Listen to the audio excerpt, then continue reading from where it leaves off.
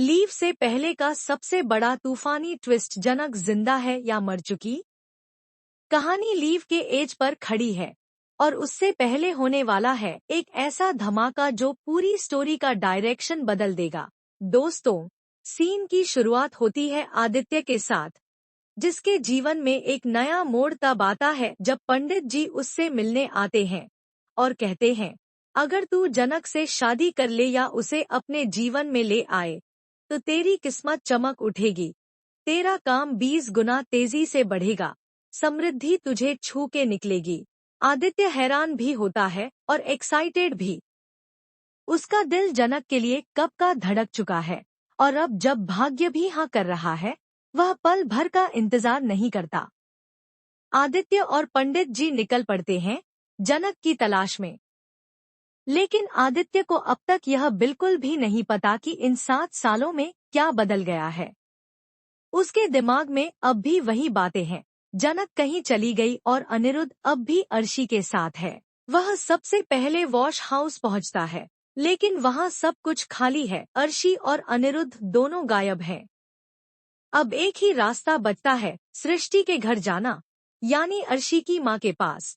मैं आपको बताऊंगा आज कैसे जनरेशन लीव से पहले जनक और अनिरुद्ध मिलेंगे और आदित्य का इसमें क्या रोल रहेगा। वही सृष्टि जिसे जनक अपनी माँ का दर्जा देना चाहती थी। आदित्य सोचता है, शायद सृष्टि को पता हो कि जनक कहाँ है। जब आदित्य और पंडित जी उस घर में पहुंचते हैं तो वहां एक अजीब सी ठंडक होती है। आदित्य डायरेक्ट पूछता है, आंटी, जनक कहाँ है? क्या आपको कुछ पता है? तभी अर्शी अंदर से गुस्से में निकलती है, आंखों में पुरानी आग। आदित्य उससे भी वही सवाल करता है, जनक कहाँ है? यही होता है सबसे बड़ा इमोशनल एक्सप्लोजन। अर्शी चीख कर कहती है, वो हम सबके लिए मर चुकी है।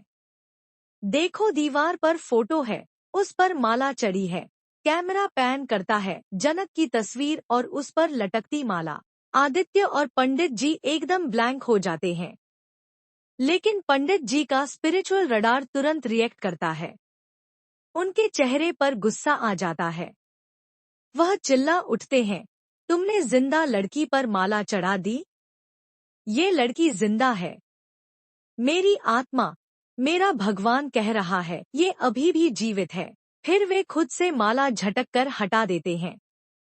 सृष्टि और अर्शी हिल जाती हैं। आदित्य इमोशनल ब्रेकडाउन के पास होता है, उसका चेहरा डर और उम्मीद के बीच झूलता है। तभी एक और धमाका होता है, अर्शी गुस्से में एक और राज खोल देती है। आदित्य पूछता है, अनिरुद्ध कहाँ है? जवाब मिलता है, वो गांव गए हैं किसी काम से। पंडित जी और आदित्य गांव के लिए निकल जाते हैं। वहां अनिरुद्ध से मिलते हैं और वही सवाल करते हैं। अनिरुद्ध कहता है, जाओ ढूंढो उसे उस गांव में जहां वो परासार के साथ रह रही है। एक नई जिंदगी बना ली है उसने, जैसे हम सब कभी थे ही नहीं। आदित्य और पंडित जी एक दूसरे की तरफ देखते हैं। गांव, परासार के साथ जनक। अब आदित्य का अगला टारगेट सेट है, किसी भी हालत में जनक से मिलना है।